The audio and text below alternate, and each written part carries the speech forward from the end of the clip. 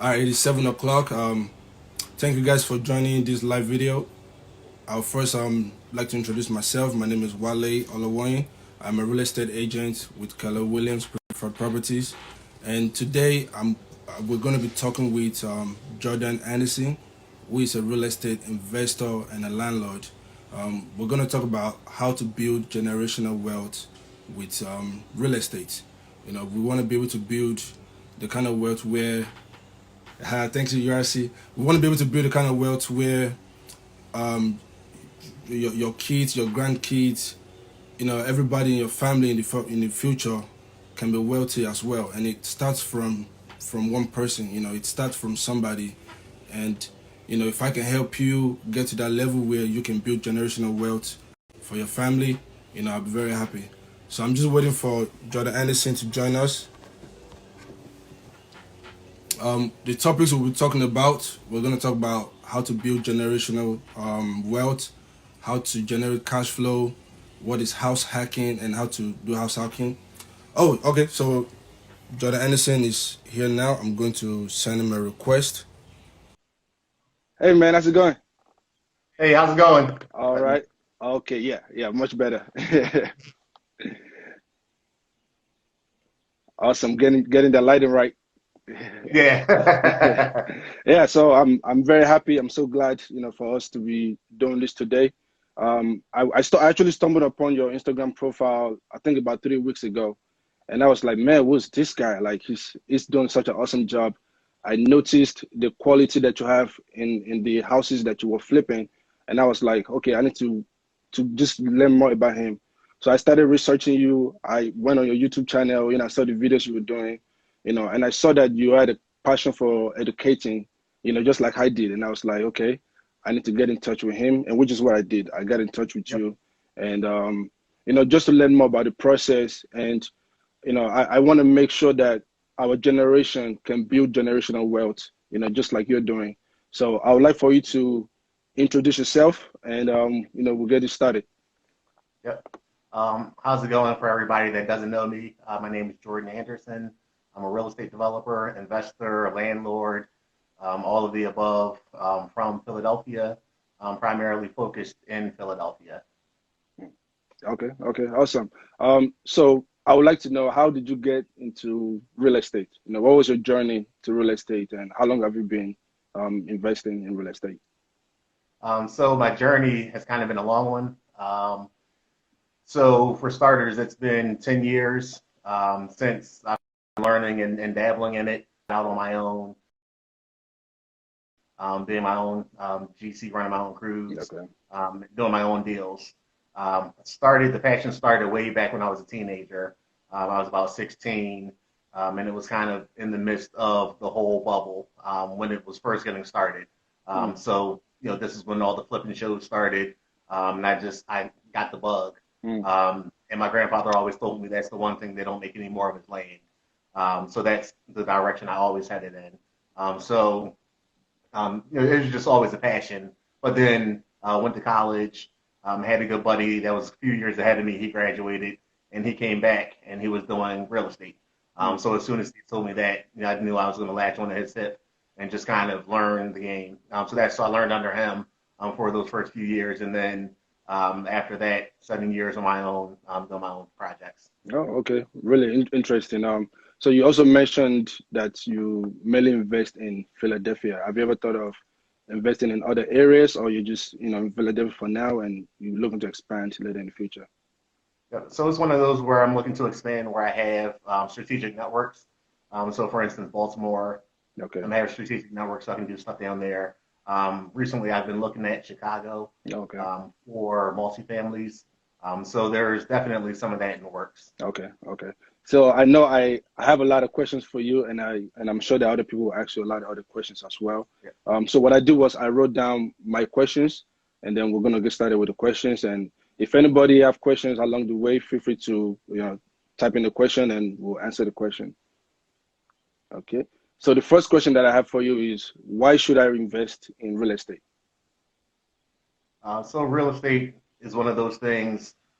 People are always going to need a place to stay, Mm, whether they're renting or they're always going to want to have a place that they own. So either route, you really can't go wrong. And then on the commercial side, businesses are always going to need some sort of physical location. So real estate touches everything that you do in life. Right, right, that's true.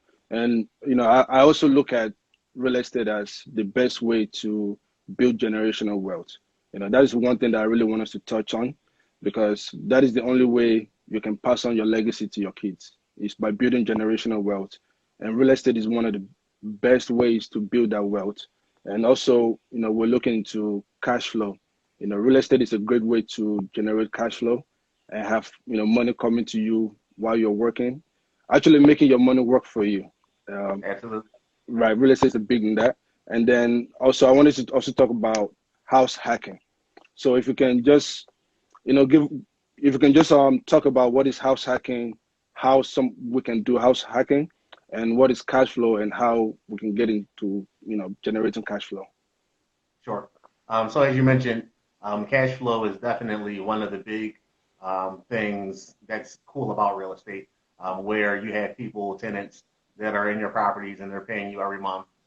So as they're paying you, you're able to pay your mortgage. So your mortgage is steady decreasing, adding equity to you while you're also making money every month. So that's something that's really big. And you can use that principle, especially starting out, to get into house hacking. So house hacking is basically you're buying a place to live in, but you're also running it out at the same time. So it can be done whether you just have a single family home that may be 3 or 4 bedrooms, you're living in 1 bedroom and you're renting out the rest of the rooms, or it could be you buy a 4 unit apartment building, you're living in one apartment, and then you're renting out the other 3 units. So while you're doing that, you have tenants that are paying your mortgage each month. So you're really not coming out of your pocket at all. And they're able to pay your mortgage. So your mortgage is getting paid down. And then you have excess money, which you can then put in your pocket. So really, you're living for free. And that wasn't the way that I got started investing, but I think that's definitely a really good way, especially if you're looking at limited funds and you want to kind of do something on your own and getting started because, with FHA, you need to put just 3.5% down. So that's, low down payment and a good way to get started into your property. Yeah, I really like the sound of that. I mean, we would not want to live in a free house. So, Exactly. like a friend of mine actually, he bought a townhouse and he lives in the basement and he rented upstairs out and the upstairs is paying the mortgage. So he's living in a free house. And I was like, Exactly. that's such an awesome idea. Why not do that? And the Yep. reason why I brought up house hacking is because, I have a lot of young friends who are in their 20s, like 24, 25, single. And they're like, I don't really need a house yet. It's kind of too big for me. And I try to tell them that you can actually house hacking, live in 1 bedroom and rent out the rest. So I think that's really a good idea. Okay. Yep. So So, what I like telling people is try to set your life up in a manner, especially while you're young, that you're doing things that invest in your future. mm, So house hacking is definitely one of those things that invest in your future because you're not throwing money away running a place where you're not seeing, first of all, you have money coming out of your pocket every month mm, and there's no money coming back into it. So when you're house hacking, you're able to get, your mortgage paid plus cash flow. mm, No different than when I tell people, when you're young, make sure you're setting your life up to live as to just get by, live way below your means as possible, and then use the rest of your money to then invest in other stuff, whether it's real estate, which I did, or stock market, what other people do. But definitely you want to live below your means. So if you're living below your means and you're house hacking, mm. then that's a whole lot of extra money that you can then take and then buy another property. Right. And it all starts with the first property. After you have the first one, the next one is easy to get. The third one is easy to get. By the time you get to the third, to the 10th one, it's just too easy to get. So, Absolutely. yeah. And I know this leads to my next question. You said a lot of things that people might not understand what it means. Like you said, GC and some other terms. What are the real estate terms or what are the investing terms that we need to know, such as ROI, cash flow, rehab? What do they mean? Sure. So GC is just your general contractor. So that's the person that's going to be your point person to do the construction in your house. Another term that you'll hear a lot is ROI, which is your return on investment. So it's for the money that I put out, what's my return? So if I put $1,000 out and for a project, let's say, and I make $100 back plus my initial 1,000, then that's $1,100 that I got back total. So that's a 10% ROI. And then you have other terms when you're looking at flips. You'll hear a lot about ARV. So what ARV is your after repair value.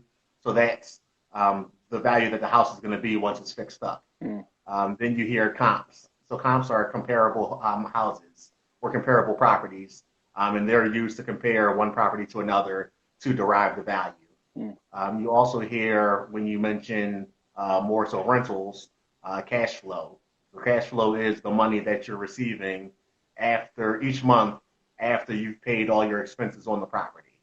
Another one for apartments is the BRRRR strategy, which is buy, rehab, rent, refinance, repeat. Always get confused. Right. But it's, basically what that is, where you're buying an apartment building that needs work, and then or just a regular property that needs work that you plan on renting out. You're fixing it up, and then you're you're renting it, getting it rented, then you're refinancing, and then you're taking that initial money that you put in, taking it back out, and then putting it back into another property. So you can just kind of repeat that, just round and round. That's a lot of the primary terms that you'll hear and that people get confused about sometimes when they're just learning real estate. Okay. So I would really like us to touch a little bit more on the BRRRR strategy. So 2 weeks ago, I started reading a book on BRRRR strategy, and I was like, wow, that's awesome. So the BRRRR strategy is a way for you to buy one property, and within a year, you might have 10 properties. So pretty much let's say you buy a house for $100,000, right? You rehab it. Let's say we'll put about $50,000 in it to rehab it, and then you rent it out. So that 150 is there, and now the house might be worth 200,000. When you refinance the house, you get to take about 80% of what the house is worth. So that means your initial investment, you get to keep your initial investment and use it to buy another property. So I thought that was a really cool strategy, versus the traditional way of investing in the homes. So yeah, that's really, I would say you guys research the BRRRR strategy. It's BRRRR. It's like 4 R's. Yeah. So and that's something where so traditionally, if so that's something that you're buying that needs work to be able to put that sweat equity into it, or forced appreciation. Basically, you're putting in work to then have it now be worth more. So that's so people use this instead of just buying something that's already fixed up, because if you're buying something that's already fixed up, you're buying it at the top of its value. So you're putting money down, and then you have to save up your money again, and so you can then afford to then go put your money down on another property. So what the BRRRR strategy allows us to do is pretty much buy properties at a faster rate, because you're using your same money that you put in for one property, and you're just recycling that over and over and over and over again. Right. And before you know it, you have 10 houses in your portfolio, in a short time. Okay. And that leads to my next question. What are the types of investing? So you have different types of investing. So in real estate, typically, you'll hear wholesaling, you'll hear flipping, you'll hear renting. Those are pretty much like that runs the gamut. And then, within your renting, you can have apartment buildings or mixed use, which is some sort of like storefront on the first floor, and then apartments over top. But those are typically the three main ones that you'll hear: wholesaling, rentals, and then flipping. Okay. And can we just talk a little bit about flipping? Like how do we find the property? When we're doing a flipping, like what is your normal process when flipping a property? Yep. So when flipping, so there's a few different, I'll say, strategies I use. So I'll either look on the MLS, which is our listing service. I know some places maybe call something different. Right. Or I'll use a wholesaling network. Okay. So wholesalers, so you can find those. They have Facebook groups for wholesaling in your state, in your city, and then also you have your local real estate investment associations that you can become a part of, and a lot of wholesalers go to those as well.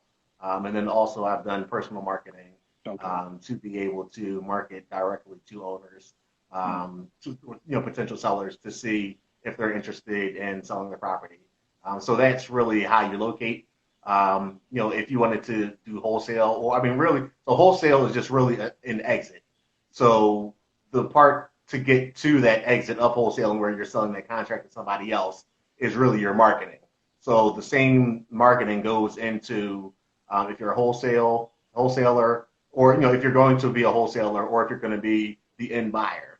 It's the same strategy. So you're looking for, so you can drive for dollars, walk for dollars, ride your bike for dollars, and you're looking for properties that look distressed, where there may be high grass, where they may have a few boarded up windows possibly, the roof looks bad, the trees are overgrown, just stuff like that. Right. And then what you'll do is you'll look up the property owner and then send them a letter, or you can send them or find their email. So people most likely started out with letters because the addresses were easily obtained on property records. Now, as technology has become more advanced, now you can find email addresses, phone numbers, right, and contact them all different type of ways. Right. Okay. So that is wholesaling, and then also buy and hold. Pretty much means you buy it and then you hold it for renters. Okay. Yeah. And so I asked this question, but I think you answered it. If we can just touch a little bit on it, is how do I find a profitable investment property? There's a difference between finding a property, which is not hard to find, but finding a property that will be profitable, that will have a good ARV. How do we? Yeah. So it's so I'll touch very high level. Okay. So basically, it's all about your numbers, regardless of where you're buying, the cycle of the market that you're buying. It's all about your numbers and making sure that you're doing your numbers correctly. And there's formulas to everything. So when you're looking to buy a flip, I tell people that you want to be all in. So the price that you buy the house for, plus the construction cost, you want to be all in for no more than 65% of what you plan on selling it for at the end once it's fixed up. If you stay within those numbers, pretty much you'll always have a profitable deal. And then when you're looking at rentals, what I tell people all the time is you want to be at least one. So first of all, with rentals, same with flips, whether it's construction or whether it's just your regular cost to operate a rental, or your cost for construction on a rehab, you want to actually use real numbers. You don't want to try. This isn't the time to slim your numbers down to try to make the deal work, because when you do that, most likely you're now running into a deal that's not going to be profitable.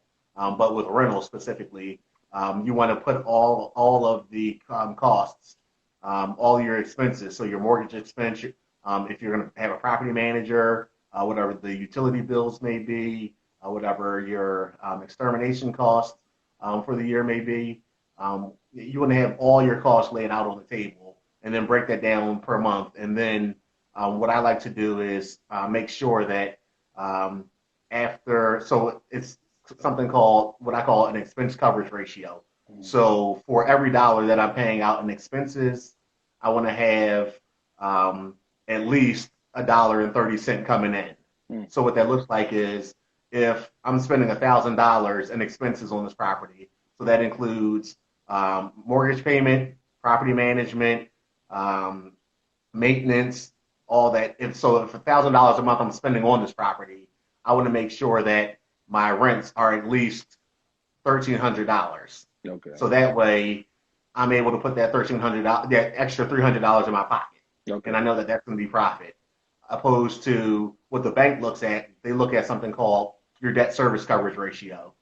So banks only really care that if your mortgage is, let's say, $1,000, they'll want to see, we'll say, a 1.3 debt service coverage ratio. So they'll want to see that you have rents of $1,300, so that way you can cover the mortgage. Okay. But what happens is when you go that way, yes, you can cover the mortgage, but now you also have all your other expenses that you still have to cover: property management, you have your repairs and maintenance and all that other stuff, which now eats into that additional $300, and now you're walking away each month with less, or maybe just even breaking even. Okay. So I tell people always put down all the expenses per month, and then set your rent based off of that, so you'll see profit after all your expenses have been paid out. Okay. So it's very important to do a full analysis and know your numbers, before getting straight into a deal. Absolutely. Yes, we have a question from for Janelle. She said, "What is a rule of thumb if you are living in one of the units for the first year?" Rule of thumb as far as, I mean, so if you're buying FHA, or yeah, it really only applies to FHA. They want you to at least live in one of the units. You have to live. That has to be your permanent address. I believe it's actually 2 years. Right. That it has to be your permanent address. And then FHA now is even starting to get more strict on the number of properties that you can have, FHA mortgages that you can have at one time. But the rule of thumb is you have to at least live in, that has to be your primary residence. Yes. Yeah, that's correct. And so the next question I have is, somebody said it's 1 year. It might differ based on the states or based on the type of contract you're giving, but I believe it's either 1 year or 2 years, somewhere around there. Yeah, it's, I mean, because on my primary I have an FHA loan, and I was looking at another property. I'll put an FHA loan on it, and my mortgage officer told me I couldn't, that it had to be within. Well, I qualified for the lengthwise, but as far as the distance, he said that if I wanted to have another FHA loan, it'd have to be at least 100 miles apart. Right. The houses would have to be at least 100 miles apart. So I know that it's changing a lot. Yeah, and it's just because I'm not using the FHA, it's not something that I necessarily monitor that closely. Now, if I was house hacking, then that would definitely be something that I'd have my eye on. Okay. Yeah, so I think it depends on the states. Because somebody said Maryland is 2 years and DC is 1 year. Okay, so she said the question is not about the number of years living there. She said, what is the rule of thumb in terms of profit margins? Okay, so in profit margin, so with rentals, you want to make sure that you're at least, that whatever your total expenses are, so you want to add your total monthly expenses, and then you want to set your rent to be at least 1.3 times the amount of your expenses.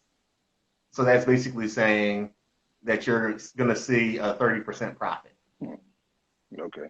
So for every dollar that you spend in expenses, you're seeing a 30-cent profit. Okay. I hope that clarifies the question. The next question that I have is, what are the ways to get capital? Like, how do we find money to find deals? Because sometimes we might not have, $300,000 laying down. How do we find money to invest in properties? Yep. You have to go outside and shake some trees. I mean, it's actually, and once you start looking, it's actually a lot. There's more money than what you could potentially imagine.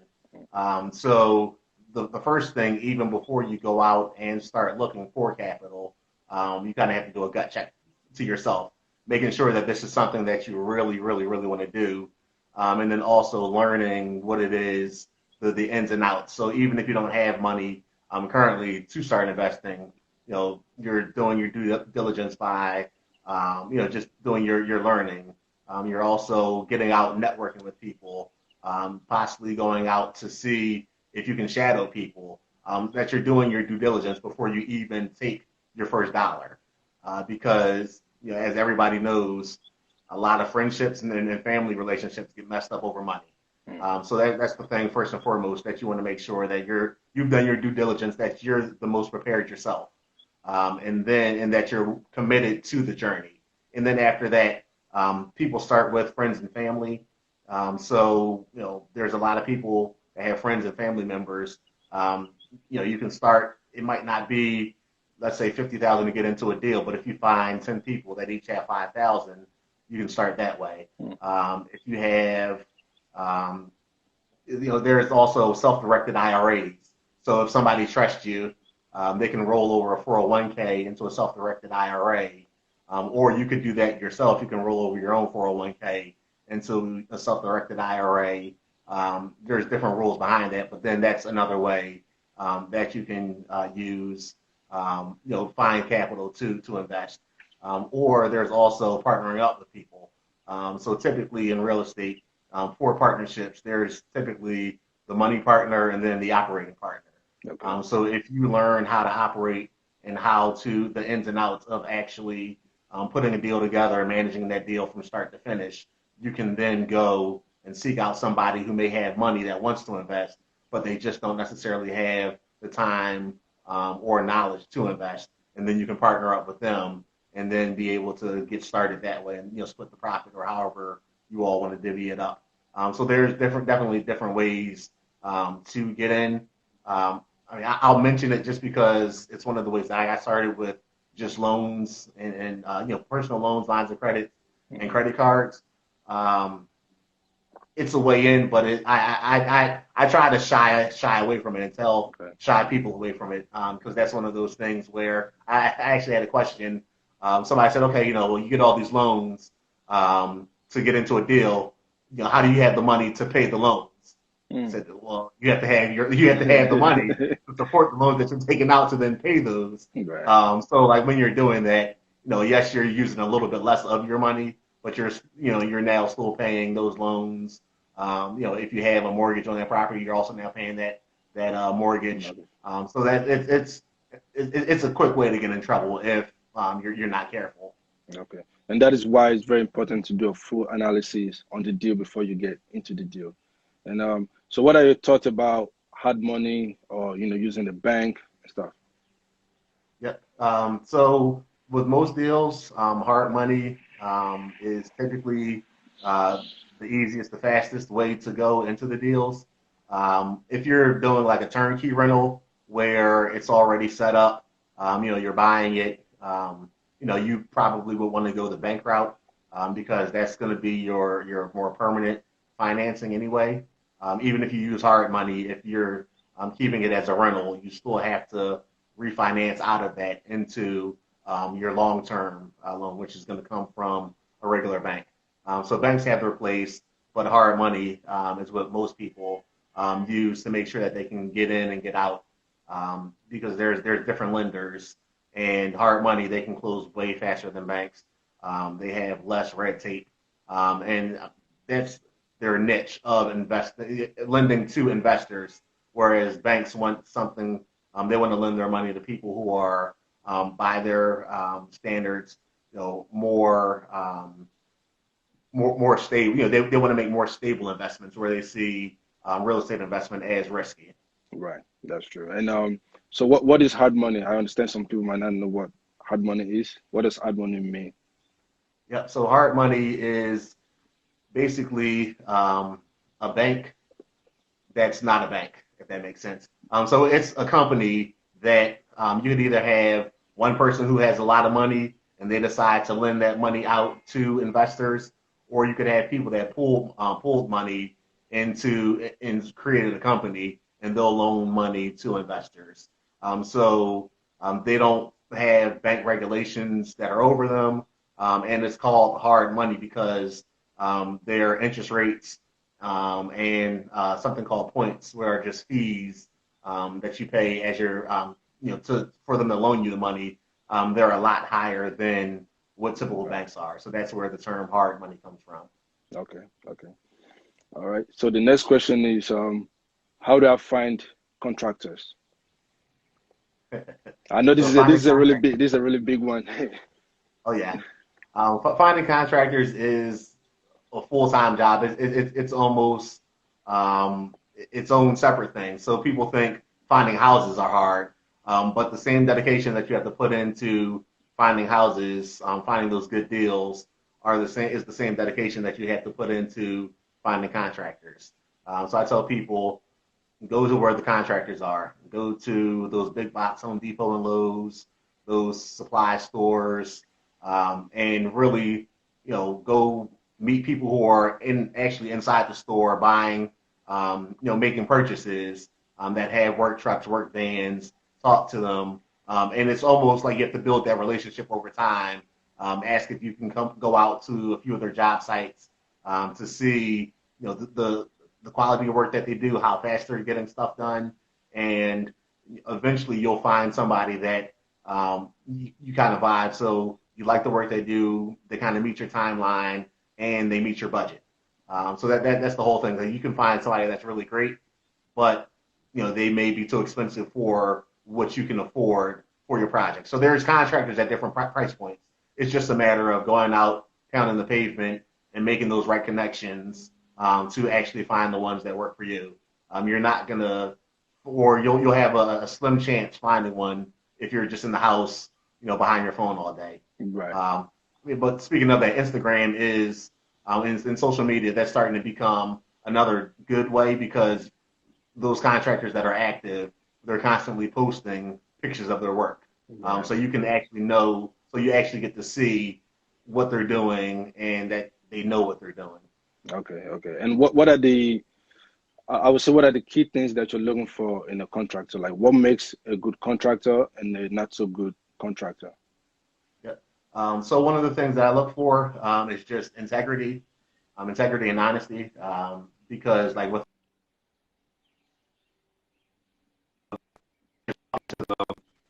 the feel for, the size of deals that they're doing, if they're just trying to oversell you on something. So it's, just asking questions like, what type of areas do you work in? How many jobs do you typically do? How many crews do you have? How fast do you do it? Now, granted, since I'm experienced, I kind of know what answers to expect. But then one of the other big things for me is if I say, okay, well, in this area, if I'm looking to do a house, if I'm looking to rehab a house of this size that's typical for this area, what would I be looking at?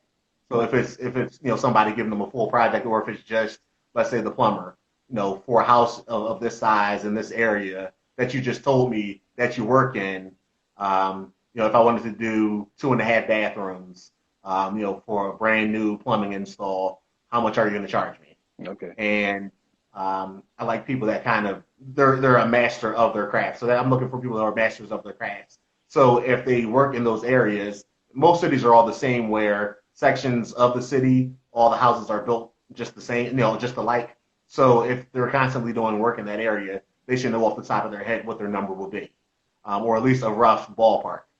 So that's something. So I look for honesty, integrity, and people who are really, masters of their craft. Okay. Okay. And I also know that it is very important for us for you to have multiple bids, like have 3 to 5 contractors come in and look at the prices that they give, because that's very important as well. Am I correct? Yep, Okay. So absolutely. we have a couple of questions. The first question comes from Miss Nigeria '06. What is a realistic time frame to expect return on investment? So it depends on, what type of strategy you're using.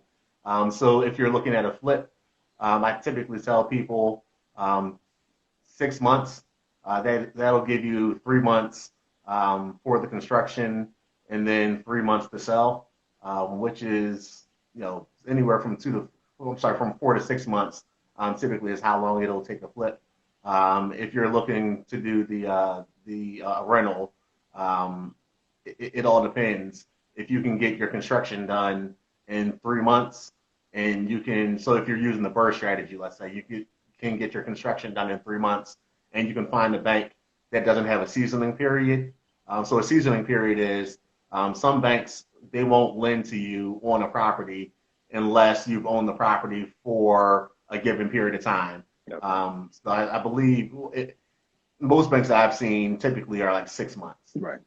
So within those 6 months, they're not going to give you another loan on that property, even if you've had your construction done. So after that time period, and you go to refinance, then you'll be able to get, your initial investment back. And then, but even if you're waiting to refi, you can still have that property occupied, and you can start getting that rental income immediately. Right. Okay. So the next question I have is from Miss from Satin 100. Do you prefer to pay the contractor by the job or by the hour? So I pay them by the job, and that's just because I use all quality contractors, and so a lot of people think they're getting over by having somebody that they charge that charges them by the hour, but what happens is they just end up slacking off. So they always have a number in their mind that they want to make on a job. They're just not right up front in telling you that. So people that are doing it by the hour, they'll stretch it out an entire day. They'll stretch out 2 hours worth of work for 8 hours. All right. So I prefer to do it by the job, so that way there are no surprises, and they're not getting paid until that job is complete. So it gives them more incentive to complete their job faster. Okay. And so what is your usual timeline? Do you, give them something to start with and, 50%, 100%? Like, what is the timeline? So since I'm the general contractor Okay. for my own projects, so I have subs, and I kind of work with each sub differently.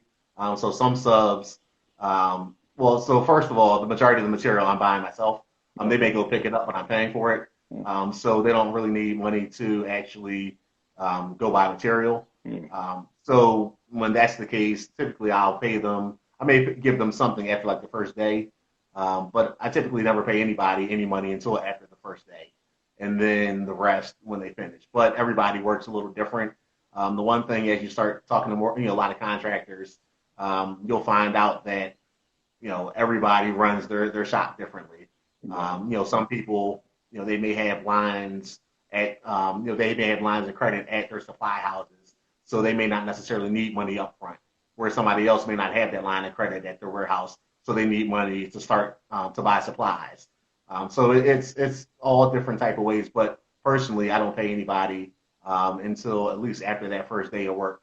But that's with me buying, paying for the material myself. Okay. So for somebody that doesn't know, the materials, someone that's just starting that doesn't know the materials, what would you be advice from them in terms of knowing what materials, to get for the properties? Yep. So if you don't know what material costs, then I would say find a GC that includes labor and material, and then just get multiple bids. So we'll have about 3 to 5 general contractors come out and give you a bid for labor and material, and then choose the one that works within your budget. Okay. And also, I've seen some people will pay the general contractors when they come out to do the bids. They might pay them like $50, for that time. Is that something advisable? Um, so it all depends. So personally, so when I'm GCing projects, what I've had to start doing now, if you don't have the project under contract already, so if you don't own that contract, if you don't own that project, then I'll charge you to come out to take a look at it. Okay. But if it's yours, you owned it, you signed on the line, and you're looking to get started, you're not going to get charged. So Okay. that's just especially with um, the real estate market going how it went, and a lot of people jumping into it, and people not knowing numbers. A lot of people were just having contractors come out and spin their wheels, giving them numbers, when they couldn't even necessarily get the property. So a good contractor, they'll be able to tell you, the price per square footage roughly that they would charge. So you'll be and then making an offer based off of that instead of having them come out and take a look at it. But if you're new and you're really interested in learning, it doesn't hurt to pay a contractor some money to walk you through the property, explain what it is that they're looking at. So then, as you're walking through the properties, you'll be able to spot some of these things yourself. Because as you're getting started, you're going to be looking at a lot of properties. Right. I probably walked through hundreds of properties when I got started. and then put in hundreds of more bids. So that's also one of the things that a lot of people they get frustrated. They may look at one property, two properties, and they want to have the contractor come out, and then they don't get it, so they get discouraged. So what I do is, well, since I know the numbers now, I'll just make offers sight unseen, and I'll make a whole batch of offers at a time. So I may go in and check the MLS every other week, and then I'll make 10 to 15 offers, based off of the numbers that I need to make those deals work. And then the offers that are no, okay, great. I didn't waste my time going out to go look at them. And then the ones that come back and start negotiating, then that's when I really roll up the sleeves to get to to get to the actual number I need. So I'll go out and see them then. But it's different for everybody. Right. Okay. And I think we have more questions. Okay, the next question from Ant Pacino05 says, do you ask if they are licensed and insured? So now I do. Starting out, it was, I was just trying to find the cheapest person, which necessarily wasn't the best. Right. But now, so under the general contract, so under like anything that's general work, so whether that's carpentry, tile work, all of that, I don't necessarily worry about as much, just because as a GC, I have a license for that, so I can inspect all that. But any of my tradesmen, so my plumber, HVAC, electrician, especially electrician, they're all licensed and insured. Okay. And then that way, it also, and starting out, using people that are licensed and insured takes the burden off of you of having to know that something is correct or done the correct way. Because when people are licensed and insured, they know the proper way to do things. Yeah, so I will always recommend, licensed and insured is very important. It goes a long way. I think we have more questions. How do you think about diversifying your portfolio? Is it by neighborhood, tenant type? Who is your target customer? So right now, with since I do both fix and flips, and then also rentals. For the flips, I'm more so focused in I'll call them middle class neighborhoods that have historically been strong homeowner neighborhoods, but as those as the ownership of those houses change, you might have somebody that either doesn't want their house or they just didn't keep up on maintenance. So for flips, I like to focus on those neighborhoods that have historically been strong homeowning neighborhoods and middle class neighborhoods. And then for my rental properties, I tend to focus, at least right now, more towards, I'll say slightly under middle class. So they're more in neighborhoods that have, so they're a little bit more risky of a neighborhood, but they have high returns and they're more historically rental neighborhoods. But even as I'm in those neighborhoods, there are certain key elements that I look for before investing in those neighborhoods. So for instance, I'm always looking to see if the property that I'm looking for in that neighborhood, if it's close to public transportation. Particularly for me, I like for them to be near trains, Right. just because trains move people faster than buses do. Right. And then also, I like to see that if there's another major institution in the area. So if there's another major institution, whether it's a corporate headquarters, there's an elementary school, something that's in close proximity, that means that there's an investment that's being made to at least keep that area nice and livable for the majority of the people. So you don't run into as many issues as you would if you were to buy something by, let's say, an old factory building that's been closed for 50 years, and that was the biggest thing in that neighborhood. Okay. Okay. We have another question. Explain how someone can invest with you on a deal. What are your terms? Yep. So there are different ways to invest. So I started, I'm not gonna say, So one of the things that, especially even before I got on really social media, there were, hearing about people, and you see the infomercials of, come spend your money, learn how to do the deal, and then, from what I started hearing, like some of those prices that these so-called mentors were charging was outrageous. Right. Somewhere between $30,000 to $50,000. Mm. So it was just one of those ones where it's like, all right, well, just telling people who were interested, and they were coming to ask me about, I'm thinking about investing in this program to learn. So it was like, well, listen, instead of spending $50,000 to learn there, we'll find a property where we can get in, where you'll just be the capital partner for this project. So we'll use your 50,000. I'll partner with you. We'll do the deal, and then we split the profits. I have that where, so I take on capital partners for deals, where if they're the sole capital partner in the deal, then we'll split profits 50-50. And then I also have where I pull deals together. So people may have $5,000 to $10,000. So it may not be enough to do one deal on their own, but I may know different people who all have around that same amount. So I'll just let them know how much the amount is for the deal. So I'll pull that money, and then we'll do the deal together, and then there's the profit share with that as well. Okay, yeah, I was gonna ask you a question on the side that with $5,000, what can be done, to invest in real estate? Yep. So with 5,000, I'd say if you're looking to invest in real estate with 5,000, either depends on how fast you want to return. So what I've seen be really successful there are some areas. So people have gone down to the sheriff sale, and they've been able to buy a lot for 5,000 or less than 5,000. So just an empty vacant piece of land, and then they'll sit on it for 10, 15 years, sometimes even less. And then that 5,000 turns into 50,000 because by then now they're starting to be developing in that area. So that's more of a long-term play. If you're looking for something that's a little bit of a quicker return on your investment, you can definitely look and see.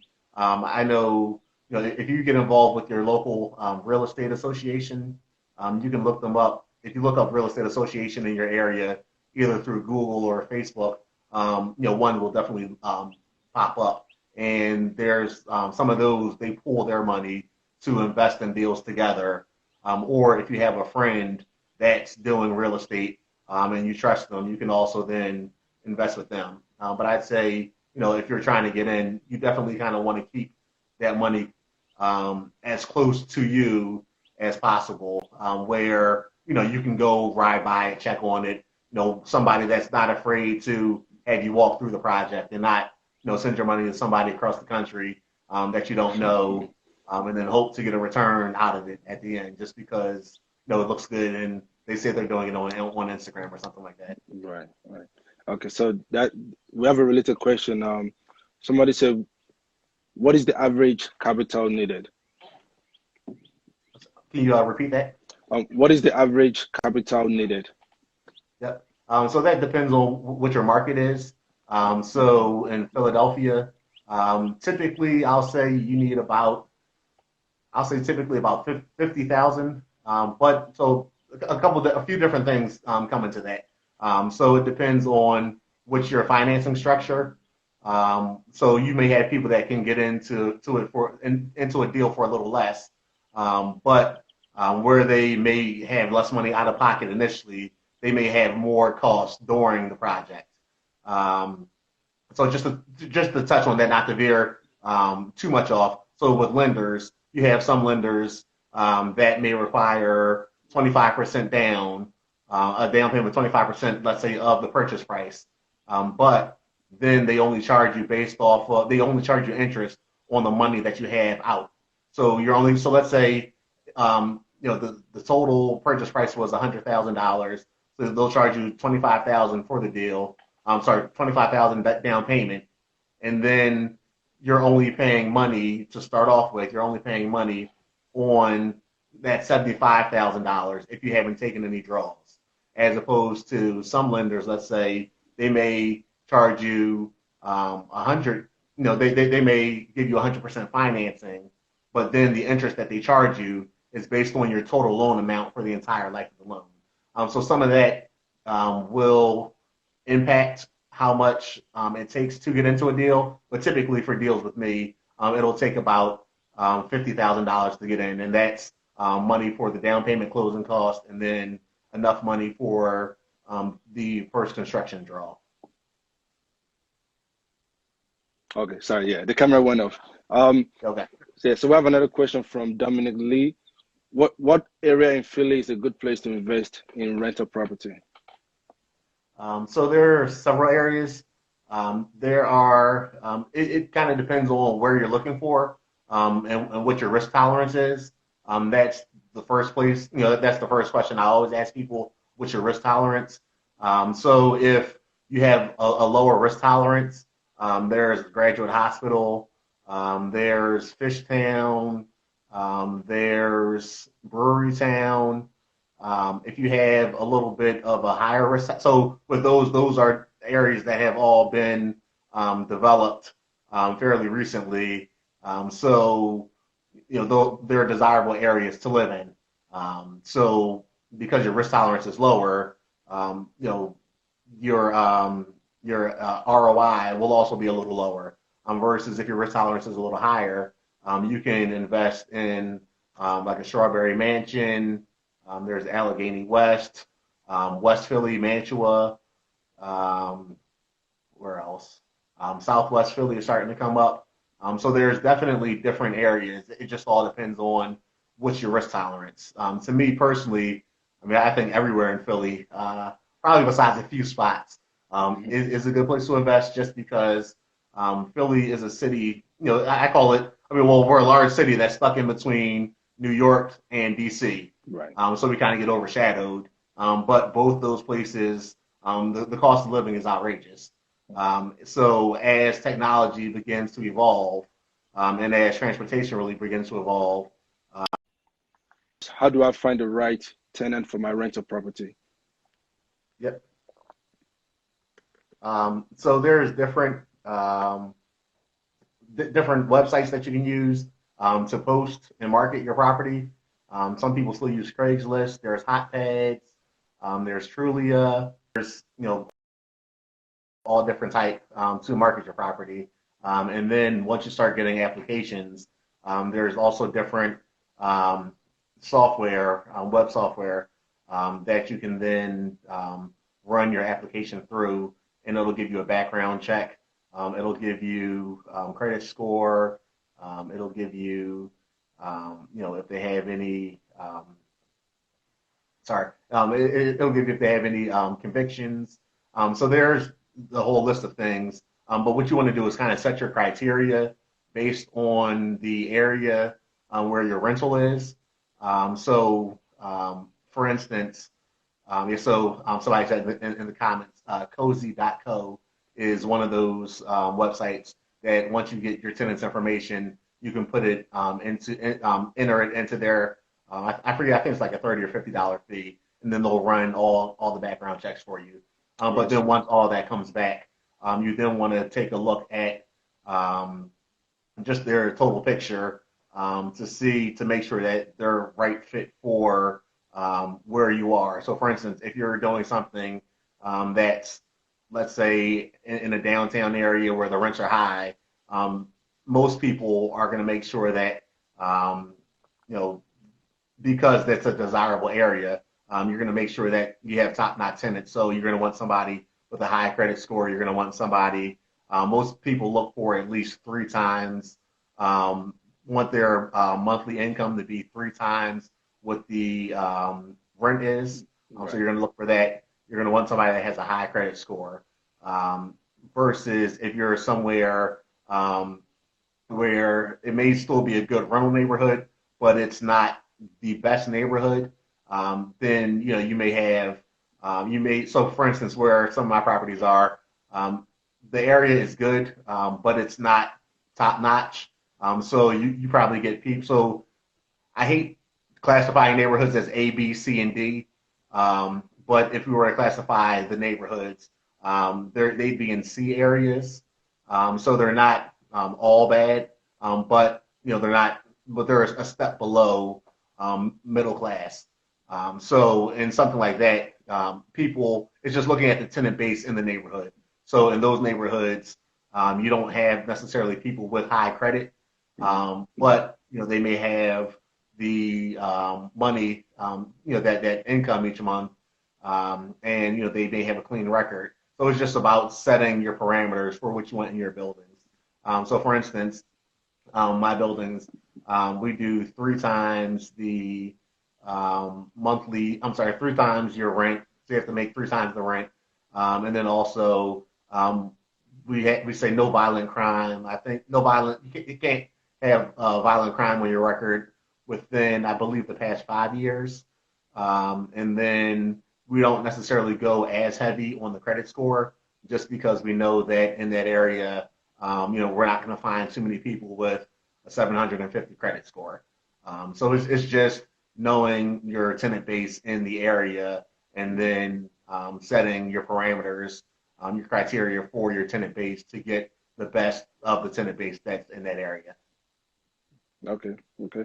And another question I have is, how can one find the lands that are within 10,000? So pretty much, how do we find, lands around $10,000? So you can go on the MLS and do a search for properties, and you can filter your search for properties that are $10,000. Well, I think the MLS starts at 25,000, but whatever that the minimum is, set that as your max, and then just filter it or sort it based on ascending. So it'll show you all the cheap properties first, then down to the more expensive. So that if you're just looking for cheap, that's one way to do it. You can contact a realtor; they can help you out, or you can talk to wholesalers, and some of them come across deals. Or you could go to your city's sheriff's sale, and typically there's a lot of land that gets sold at the sheriff's sales. Okay. So somebody said, did you start with a team or did you start by yourself? So I started by myself, but I had a mentor who I learned from, um, and just a word of caution. Yeah, I had a really good mentor, but there's still that human element where even in doing it by yourself, and even with you having a mentor, you still have to make those decisions for yourself. Right. So having a mentor isn't necessarily, it helps a lot, but it's not foolproof where you're definitely going to succeed if you have a mentor. Because when it comes down to it, they can advise you on what decisions to make, but it's still up to you to take their advice and actually make those decisions. Right. But having a mentor really it really helps and allows you to avoid, certain kind of mistakes. I have another question. Is there a specific season or time of the year when homes are great to sell?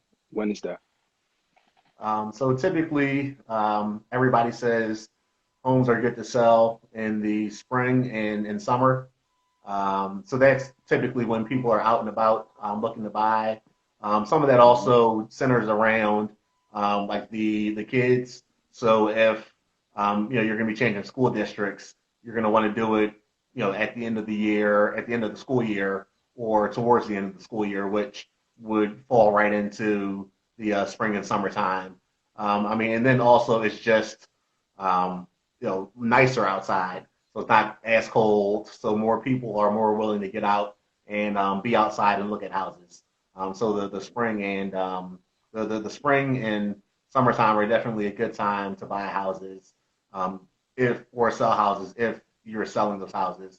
If you're trying to buy houses, then typically you'll get a lot of deals in the fall and winter time as people are lowering their prices just a little bit so that they don't have to go through a whole winter without selling their property.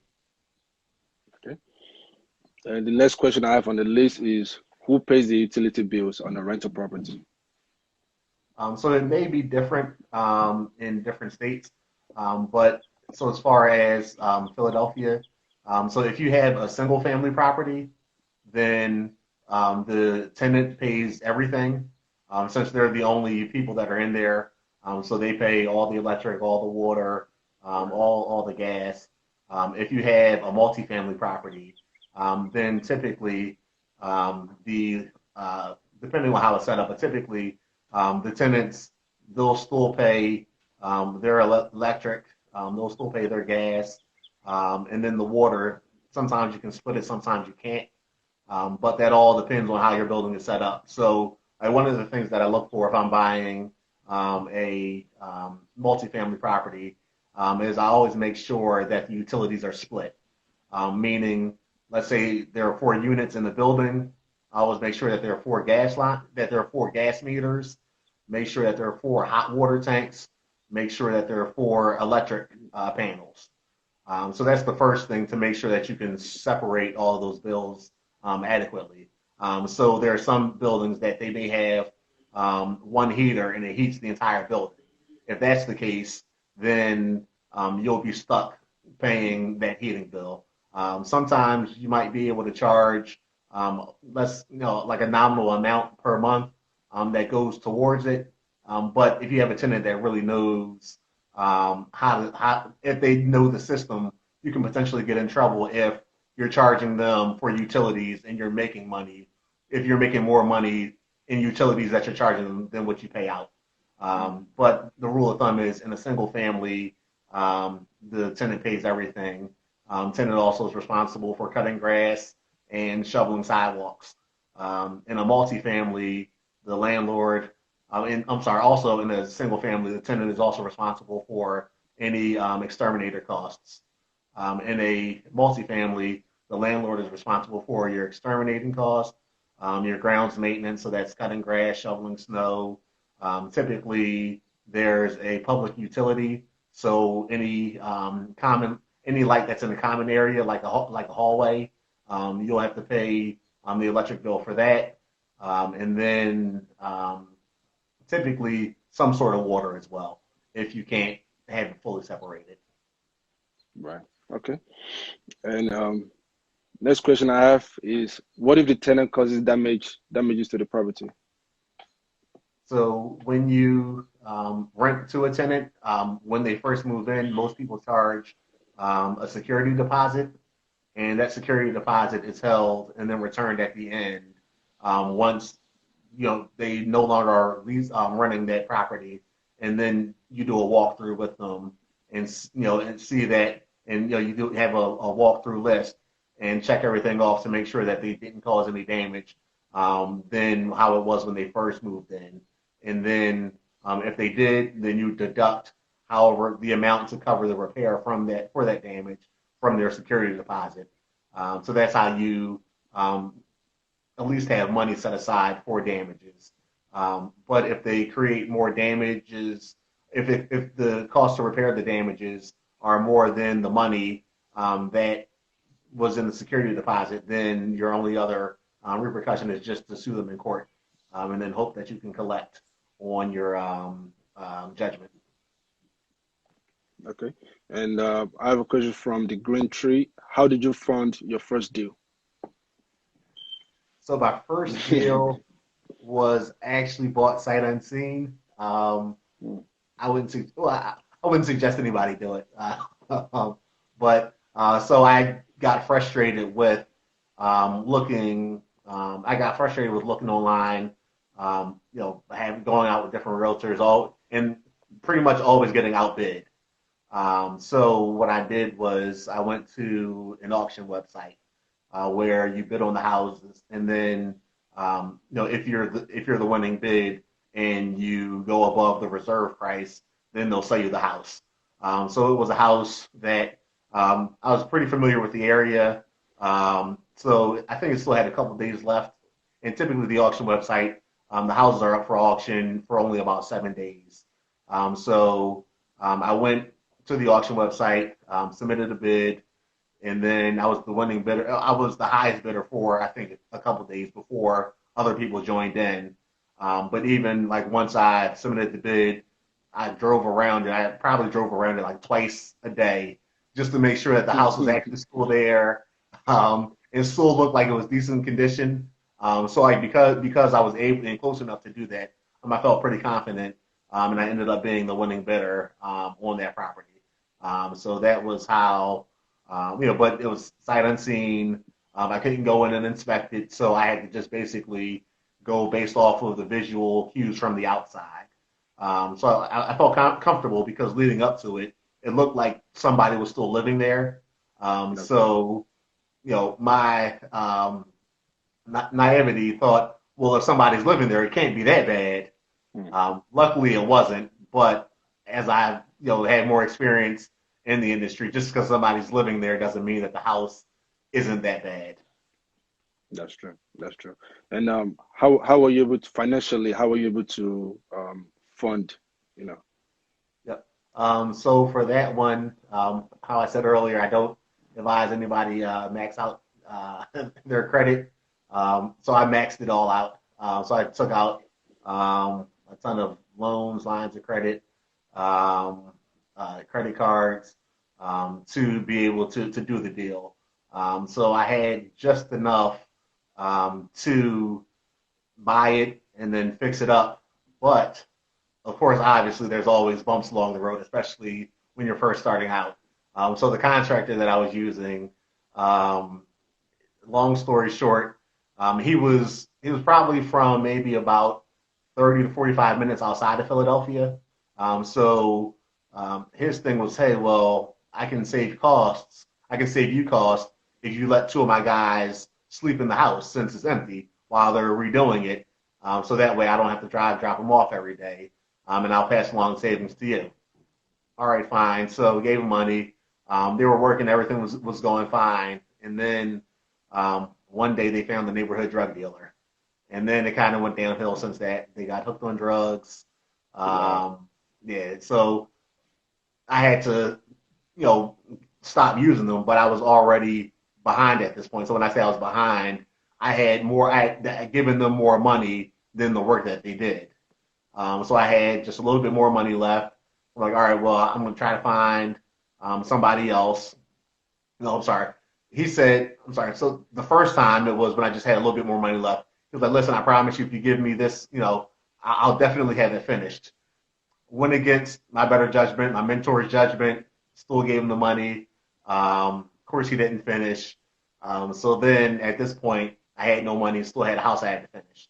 Wow. So then it turned to just really, asking friends and family members, hey, listen, I mean, even went back to one of the banks saying, hey, I know, you lent me money, I'm maxed out, and you're technically not supposed to lend me anymore because you have a maximum that you can lend each individual, but I just need just this little bit more. So it was just, I was really going to any and everybody that I could think of that I knew on that relationship that I could ask, to borrow money, and then borrow money to then finally get it done.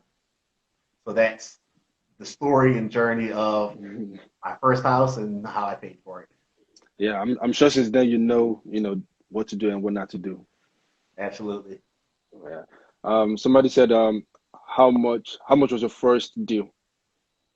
So that first deal, if I remember correctly, it was for, I want to say it was either 65 or 67,000. And then the plan was to put another 40 to 45 in it. I think it was 40. Yeah, the plan was to put another 40,000 in it. I believe I ended up putting 155 in it total. No, I'm sorry, not 155. I ended up putting 55 in it instead of that 40. So it went over budget, an additional 15,000. And then how did I sell it for? I think I sold it for 165, 165, 170. I can't recall. Okay, okay. What matters is you had profit from from Yeah, it. and then took that and then bought two multifamilies. So that's kind of Hmm. um, what my goal is. So my goal is so I flip houses to generate cash to then buy multifamilies, and then it's just that constant cycle. So I'm always looking for either a flip or a multifamily. So if I don't see a multifamily I want to buy, I'll get a flip And then I'm at the point now with flips where I partner with a lot of people on flips, which allows me to then have free cash to buy those multifamilies when they present themselves. Okay. Okay. Uh, Next question says, I need advice on finding a great commercial lender that can do 100% financing on new for a new investor. So some of that, so I tell people, so first and foremost, you have to make sure that you as yourself come off as a qualified borrower.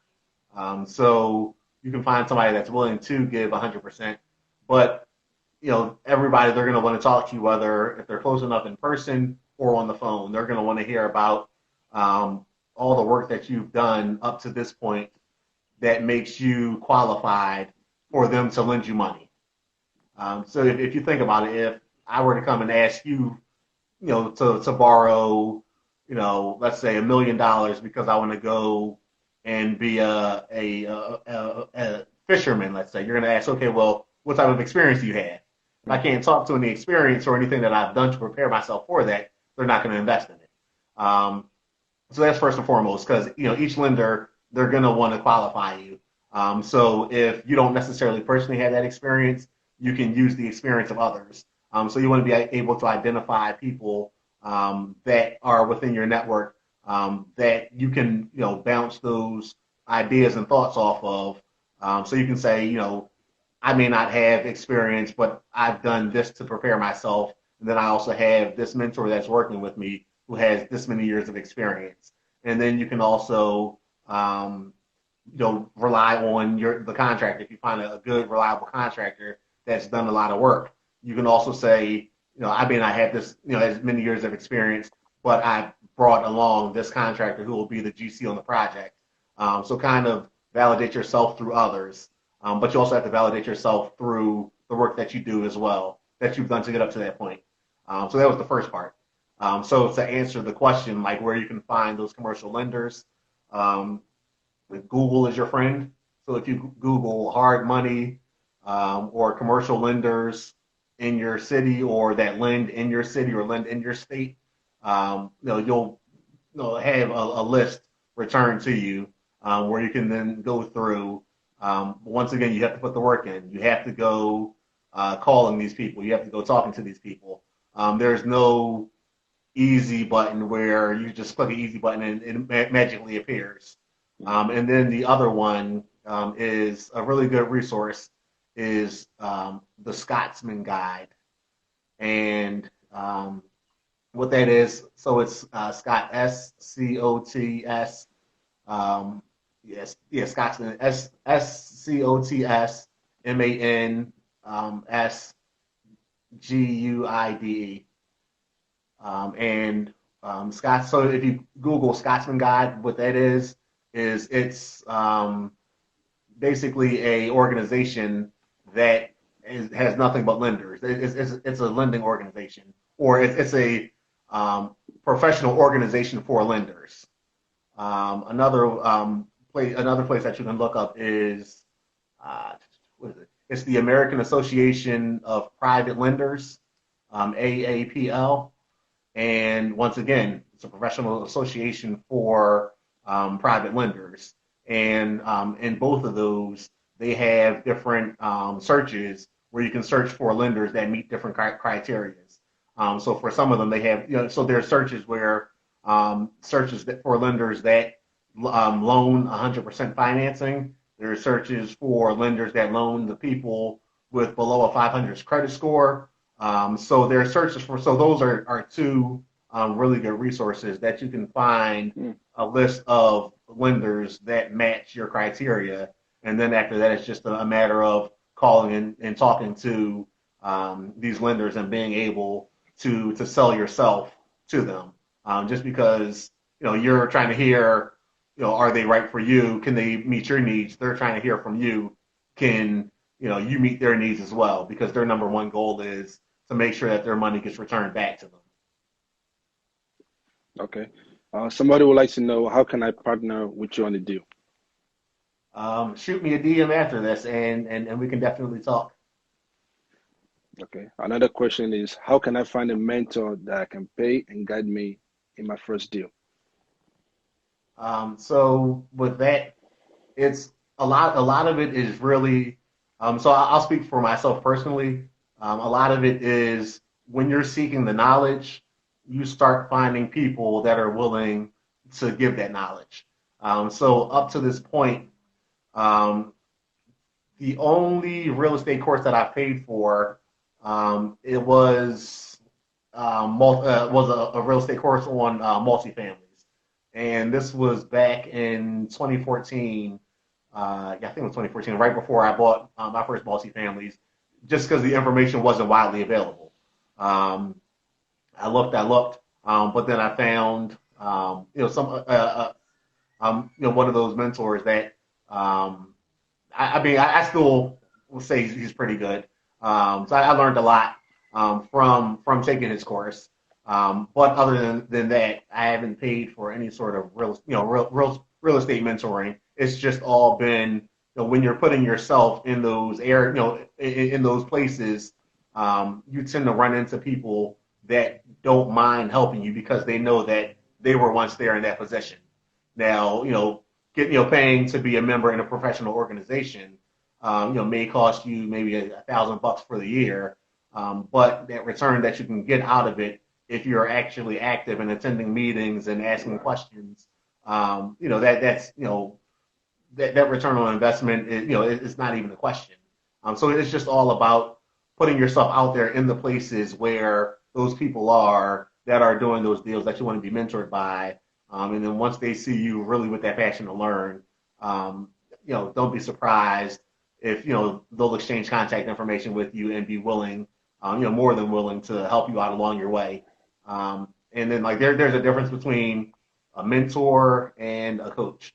So a coach, somebody that you're paying and you can call them and they'll tell you exactly what to do, how to take your steps. A mentor, just make sure that you're using them appropriately. So a mentor is like you're calling them once you get to a roadblock. Hey, I'm trying to do this. This is the roadblock that I got to. How would you suggest I proceed? So in that mentorship to make sure that you're, cultivating that relationship, you want to make sure that you're also like you're not coming off as needy, but you're coming off, showing that you're trying, and you're really reaching out to them for advice once you're once you're stuck. So that way it's not a coach and so you're not trying to take up too much of that person's time. But you're still getting, the information and knowledge that you need. Right. So pretty much is, there's difference between a coach and a mentor. A coach is what you pay, and the value that you're giving them is you're getting them paid. Yep. With a mentor, they're pretty much doing it for free, but you have to have some kind of value that you're giving them in return. Yep. Correct. I have another question. What do you do when you can't find rehab comps for a multi-family 2 or 3 unit? Yep. So with this, um, I typically tell people to use the income approach. So Right. for the smaller multifamilies, you'll either have the comp approach, which is you're looking at the comparables and then determining the value based off the comparable properties, or you're going to use the income approach. So the income approach is you're going to get your rent roll for the month. So for those 2 or 3 units, what's the most that you can charge for for each unit, and then you're going to add it up. So let's say you have 3 units, and each unit you can charge $1,000. So your monthly rent roll is $3,000. So then you would times that 3,000 by 100, and you'll get to 300,000, and that would be a rough value for that building, 300,000. So anytime you just take your monthly rent roll and multiply it by 100, and it'll get you somewhere in that ballpark. Sounds great. And let's get back to my questions. The next question I had was, what if the tenant refuses to pay rent? What happens? So if the tenant refuses to pay rent, there's a couple of steps that you have to go through. But then essentially they end up in eviction court. So you can end up evicting them. There are just some steps that you have to go through. Each state is a little different as far as Right. what the steps are, and some states are more landlord friendly, some states are more tenant friendly. So being aware of that helps as well. But essentially, you'll probably spend at least 2 to 3 months trying to evict them. Okay. Next question I have is, should I make an improvement to my investment property before renting it out?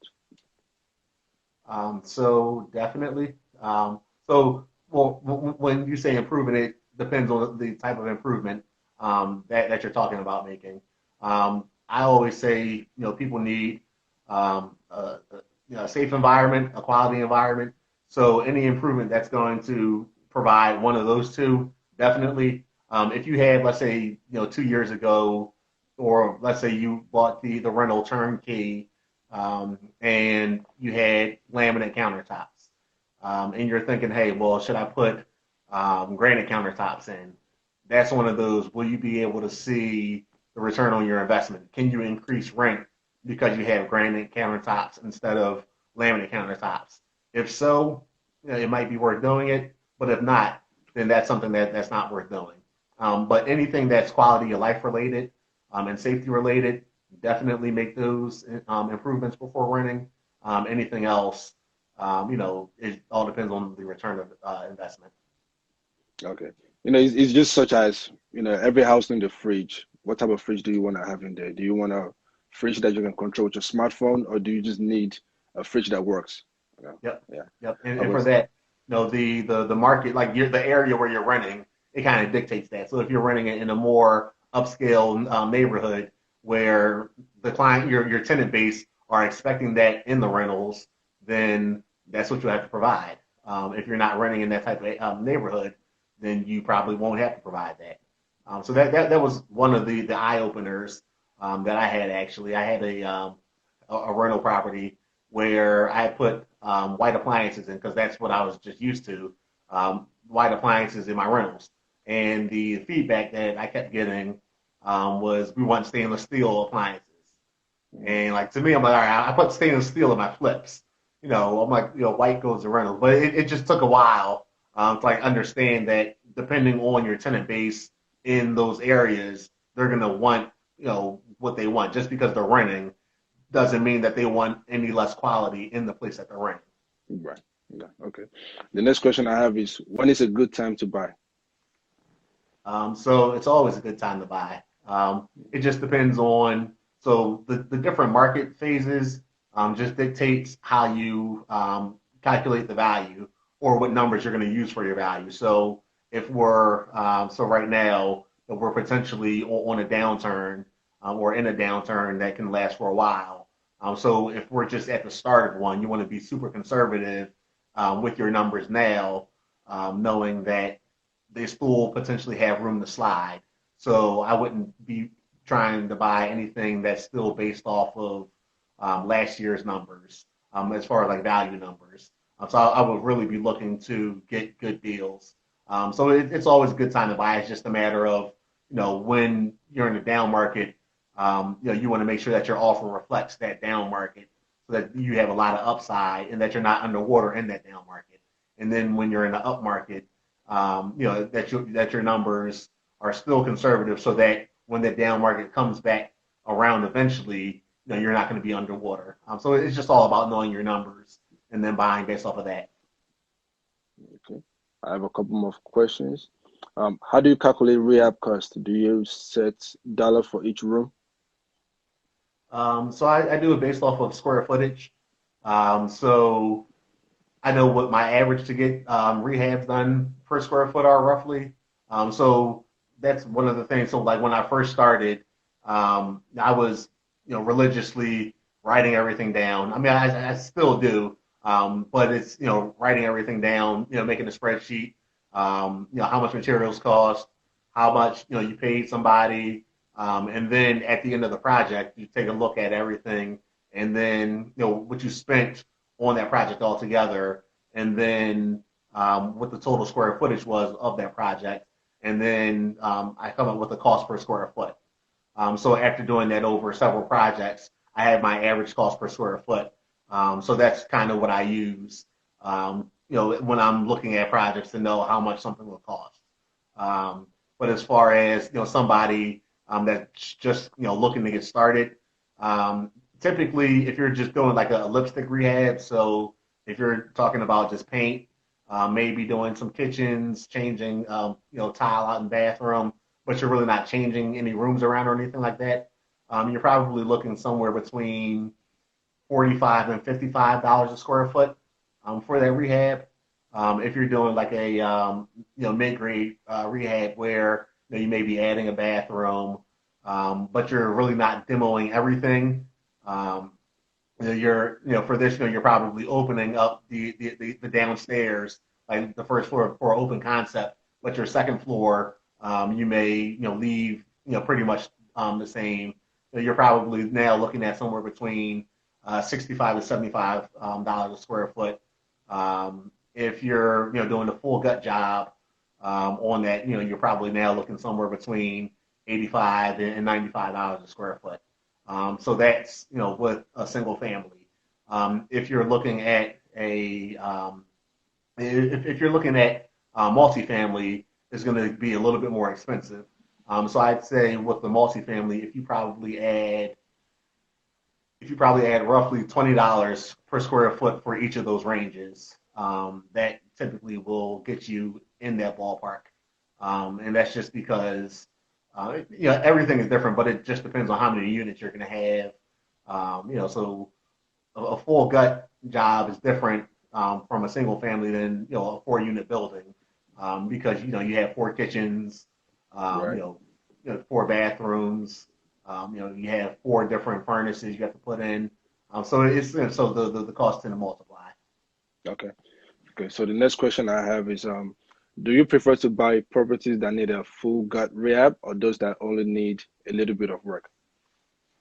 So it depends on the area and what the value is. So if I know so with my rentals, I'm always trying to use the burst strategy. So if there's something that needs a full gut, but I know I can't get my money out of it, I'll pass on it. The same as if there's something that doesn't need that much work, but I know that I can't do what I want to do to that property, then I'll pass on it. So it just all depends. So the value and the price are really the 2 biggest things that I look at. I don't necessarily look at if it's a full gut or if it's only a little bit of work. Because if it's a full gut, that means the price of that property is probably a lot less. Whereas if it's something that doesn't need that much work, then the price is probably more. So if the price is more for something that doesn't need that much work, and I can't get it to how I want to get it, so I like um, either knowing that all the mechanicals are in good quality running order, or I want to be able to rip them out and put them all in myself. So, if I'm confident in who I'm buying the building from, um, that only needs a little bit of work, I might do it if I'm confident at least in those mechanicals. Versus if I'm not and I want to rip everything out and put it all in, then I'll lean more towards um, doing the something that needs a lot more work. Okay, sounds great. The next question I have is, at what age should I start investing? I'd say as early as possible. Even if you don't necessarily start investing, start setting up. I think we talked about a little earlier. Start setting up your life to be able to invest, which means living below your means and really, saving money to be able to invest. Like real estate is one of those things where as long as you're 18 and you're old enough to legally sign a contract, you can get into real estate. So there's really low barriers of entry as far as age wise. So it's not like you have to go to some 4-year institution and then another 2 years and then another 5. How it takes to become a doctor. So real estate is just a function of how much work you put into it to learn the game. Is how fast you can really get started running with what you know. Okay, yeah, yeah, great. I'm a big believer in starting early, so that by the time you're 40, 50 years old, you get to live the kind of lifestyle that you want. Yeah, very important. So those are all the questions that I have, and we've also answered a lot of questions. And if anybody have another question, feel free to type it in, Other than that, we'll be running up. Um, but John, I really thank you for joining me on this live. Yep. Someone says, what banks do you use to refinance? So I like to look at local credit unions and the smaller regional banks. So those are typically the ones that banks are looking to grow their business as well, and banks are a business where, depending on which bank, or so most regional banks look to get bought out. So the people that start banks are regular investors, and they look to start banks, start lending money, show profitability so that they can then get bought out and make money for themselves. So the banks that will really lend on those, the refinance deals, those, so they're your neighborhood uh, neighborhood credit unions, because they have more of a mission to lend in those neighborhoods, and then they're also those smaller regional banks. So for anybody that's close to the Philadelphia region, like if you were to go to the Philadelphia Federal Credit Union, that's a good credit union. And then like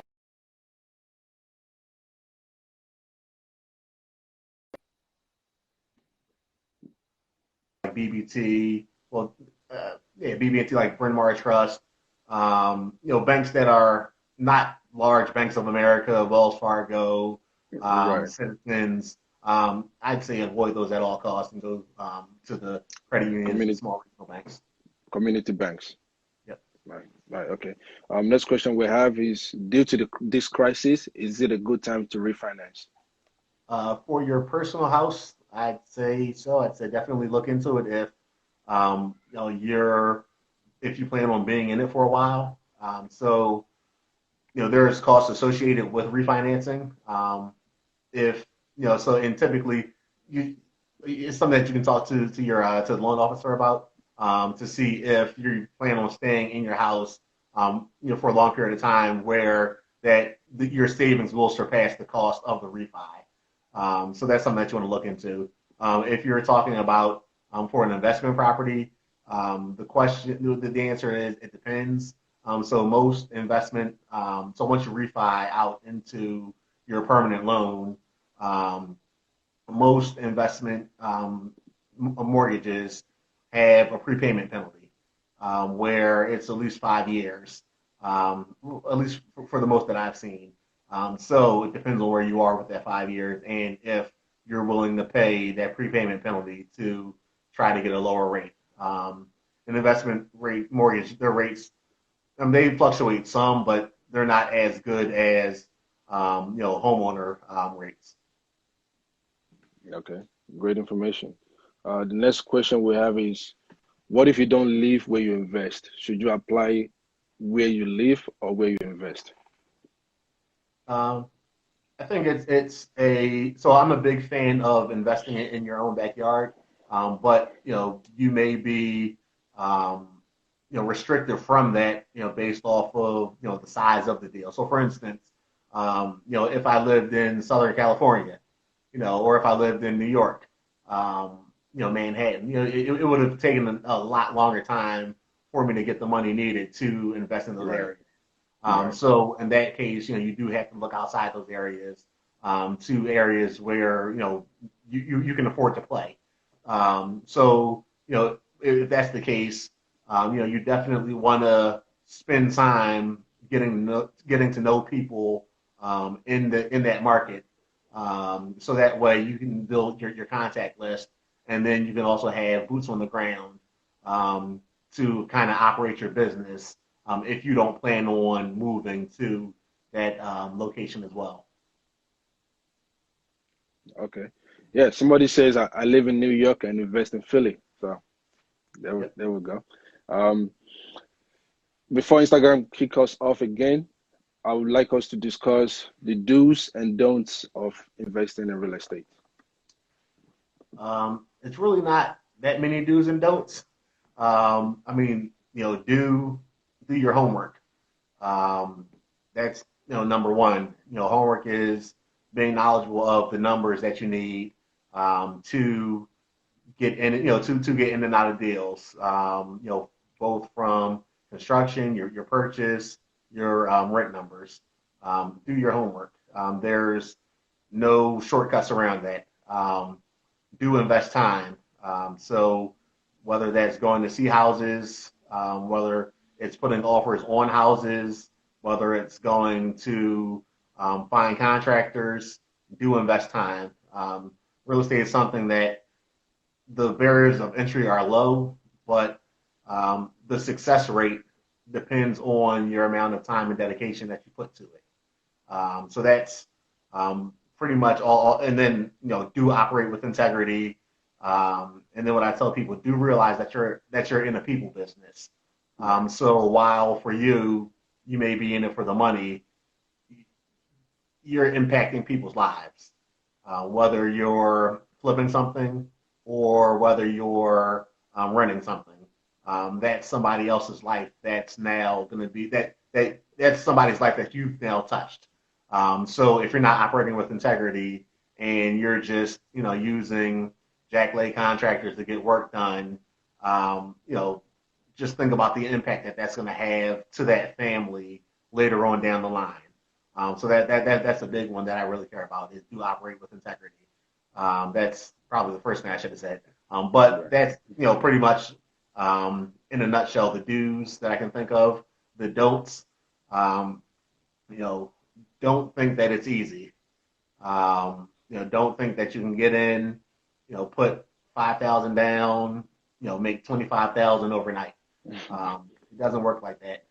There are those deals that come around, but the majority of deals that you're going to get, they're going to be regular run-of-the-mill deals where, they're not going to be anything, that gets bragged about on commercials that you see, whether it's on the TV or social media. So it's don't think that it's a get quick rich scheme. Don't. And then one of the biggest don'ts is don't give up. If you're really committed to it, don't give up. Like I said, when I first started, you're gonna submit tens and hundreds of offers before you finally get one accepted. So it's just, especially trying to get in, that's the biggest thing. Don't give up. Whether it's submitting offers on places, whether it's going out trying to meet contractors, whether it's going out trying to meet potential partners. It's all about the legwork that you put in. Yeah, really, really good. That was really good information. We have one more question. What good book would you recommend reading? I never know the answer to that. Okay. Just because I kind of I had, if you scroll on my timeline on Instagram, I haven't done it recently. I have to get back to it. But I put a lot of books that I've kind of read throughout the years up, so that way, I mean, some of them may be more applicable than others. One that everybody seemed to like was a book that was, I forget the title of the book, but it was like investing in multifamilies, duplexes, triplexes, and quads, which was a pretty book that a lot of people seem to have said that they liked. But there's a lot out there. I just don't have one off the top of my head that I can really think of. Okay. So I have a book that I'm reading right now. I think it's a really great book. It's called Buy, Rehab, Rent, Refinance, Repeat. And I'm going to post it in my comments. So I'll post it in the comments. I'm going to pin it. There we go. I think it's a really great book. It's white and blue cover. If you have any questions about the book, you can DM me and I'll send you, maybe a screenshot or the link to the to buy the book. I think it's a really great book, to read. That's the Bigger Pockets book, right? Yes, yeah, the Bigger Pockets book. Yeah. So for those that don't know, biggerpockets.com. That's a really good resource for everything real estate related. It's something that I spend a lot of time reading. They have articles on just about a lot of stuff, and they have other investors that write articles for their website. So that and they do podcasts and they have a lot of stuff. So that's a good resource that you all can go to as well. Yes, yes. All right. So Instagram will soon kick us off again because it's about to be another hour. And I'm really, what subscriptions and a membership do you pay for? Subscriptions, memberships. So let's see. So there's so I'm a member of a company called HATCO. It's local to Philadelphia. It stands for homeowner apartment building. I forget what it stands for. But so I have a membership with them because when I have to do evictions, they have legal services that you can pay for that are slightly reduced. So that way, I don't have to worry about showing up in court and doing all that other stuff. So I have a membership with them to do my evictions, primarily for my evictions. I have a membership with a company called DIG, BIG, and that stands for Diversified Investment Group. And with that one, they have people that have a lot of, people with a lot of real estate experience that runs the gamut from, maybe just one house all the way up to hundreds of houses. And then that's a good place where you can find some private money lenders as well. And then with them, they also, why I really like them is they give me 2% back for my spending at Home Depot. So that's kind of why I'm loyal to Home Depot because I get money back from them also. And then I'm part of ULI, which is Urban Land Institute, and it's more so commercial real estate development. And then yeah, that's all for now. And then eventually later on this year, I'll join BIA, which is the Building Industry Association based in Philadelphia, which is geared towards builders. Awesome. So the last question that we have is, what advice do you have for a new landlord? New landlords. I think similar to what I echoed before about realizing that while for you it's an investment, some people, your tenants call this home, and also, one of your biggest costs as a landlord is turnover, and people leave when they don't get that customer service. So whether that's not saying that you have to hold their hand through everything, but if it's something urgent, so you have to set expectations so that they know when to call, when not to call. But when they do call, once you set those expectations, they expect it to be addressed in a timely manner. So just really look to do everything with quality and integrity, and let your tenants know it's all about communication, and that kind of goes as a two-way street. So it's communication as far as if they're going to be late on the rent, or them communicating to you, hey, listen, such and such broke within my apartment. Can you come fix it? So oftentimes, some tenants are afraid that the landlord's going to try to charge them or whatever for something that just might break off of wear and tear.